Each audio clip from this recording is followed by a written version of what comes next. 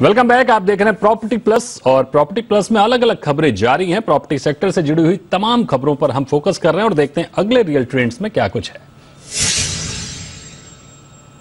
देश भर में इंफ्रास्ट्रक्चर डेवलपमेंट के चलते कंस्ट्रक्शन इंडस्ट्री में शानदार ग्रोथ नजर आ रही है। रेटिंग एजेंसी इक्रा की हालिया रिपोर्ट के मुताबिक वित्त वर्ष 2023 में निर्माण क्षेत्र का जीवीए यानी ग्रॉस रेवेन्यू एडेड में 9 से 11% की ग्रोथ का अनुमान है।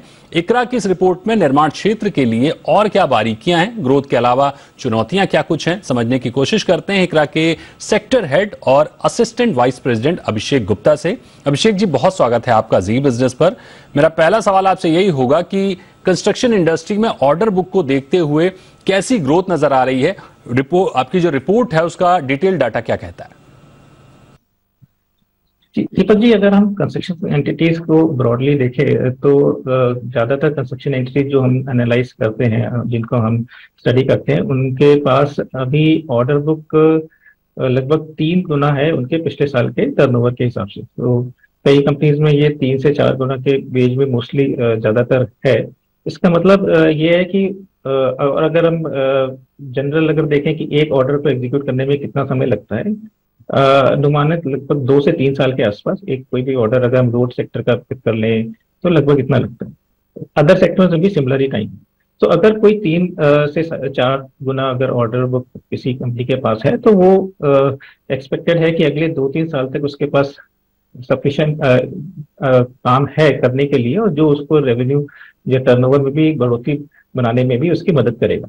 तो उस बेसिस इस ऑर्डर बुक के आधार पर हम ये कह सकते हैं कि अगले 1-2 साल तक इन कंपनीज में अच्छी ग्रोथ आने की संभावना है।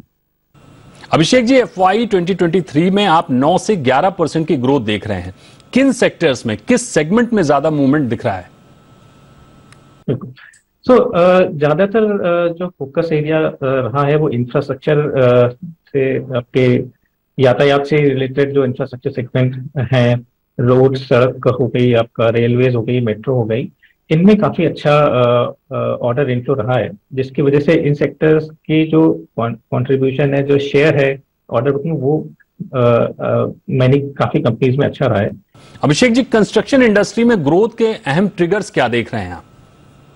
सरकार के निवेश के कारण काफी ज्यादा प्रोजेक्ट्स आए हैं, और यही ऐसे सेक्टर्स हैं जो आगे जाकर के भी ग्रोथ के अपॉर्चुनिटीज काफी ज्यादा प्रोवाइड करेंगे। तो जब तक सरकार का इन्वेस्टमेंट इंफ्रास्ट्रक्चर में बढ़ता रहेगा, निवेश बढ़ता रहेगा, कंस्ट्रक्शन कंपनीज के लिए अच्छे प्रोस्पेक्ट्स, उनके ऑर्डर इनफ्लो और उनका रेवेन्यू वगैरह बढ़ने का अच्छी संभावना है। अभिषेक जी, एक और समझने वाली बात है कि रॉ मटेरियल की जो कीमतें हैं वो लगातार बढ़ रही हैं। ऐसे में ये जो ग्रोथ हम देख रहे हैं कंस्ट्रक्शन इंडस्ट्री में, उस पर रॉ मटेरियल की कॉस्ट किस तरह की चुनौतियां पैदा कर सकती है?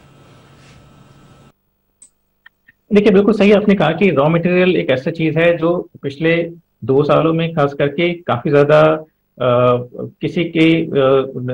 किसी को कोई प्रेडिक्टेबिलिटी नहीं रही है, उसमें काफी अनसर्टेन रहा है। एकदम से काफी ज्यादा प्राइसेस बढ़ गए थे, और इसका इम्पैक्ट प्रोजेक्ट के ओनर, जो कि सरकार अगर प्रोजेक्ट बना रही है तो मेन इम्पैक्ट उसका सरकार के ऊपर पड़ता है, क्योंकि उसके ओवरऑल प्रोजेक्ट कॉस्ट बढ़ जाती है। बट जो कंपनीज, जो कंस्ट्रक्शन कंपनीज है वो प्रोजेक्ट कर रही हैं, उनके ऊपर भी इसका एक हद तक इम्पैक्ट पड़ता है, क्योंकि उन्होंने जो प्रोजेक्ट बिड कर दिए हैं उसमें किस हद तक वो जो प्राइसेस बढ़ गए हैं वो सरकार को पास थ्रू कर सकते हैं।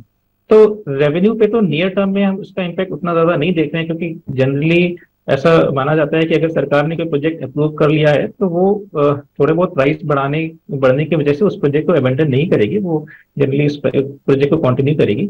लेकिन जो कंपनीज हैं उनकी प्रॉफिटेबिलिटी पे इसका थोड़ा बहुत इम्पैक्ट दिखा जा सकता है, खास करके उन प्रोजेक्ट्स में जहाँ पे ये जो रॉ मटेरियल के प्राइसेस हैं वो सरकार को पास थ्रू, या जो भी क्लाइंट्स हैं उनको पास थ्रू नहीं होते हैं।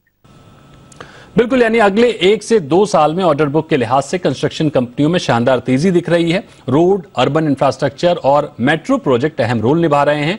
सरकार का एग्रेसिव मोड इन प्रोजेक्ट को आगे लेकर आ रहा है।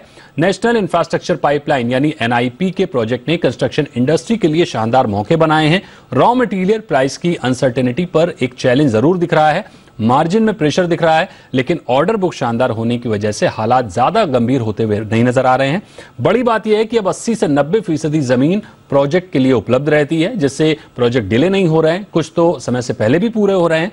अभिषेक जी, बहुत शुक्रिया करेंगे आपका हमारे शो में जुड़ने के लिए और अपनी अहम राय देने के लिए। तो आज के शो में फिलहाल इतना ही, लेकिन इस शो से जुड़ा आपका कोई भी सवाल हो तो आप हमें जरूर बताइए। हमारी कोशिश रहेगी कि प्रॉपर्टी जगत की खबरों को आप तक और बेहतर तरीके से पहुंचा सके। आप मेरे और प्रॉपर्टी प्लस के साथ सोशल मीडिया पर भी जुड़ सकते हैं। आप अपनी राय हमें ईमेल कर सकते हैं। फिर होगी मुलाकात अगले शो में, तब तक के लिए नमस्कार।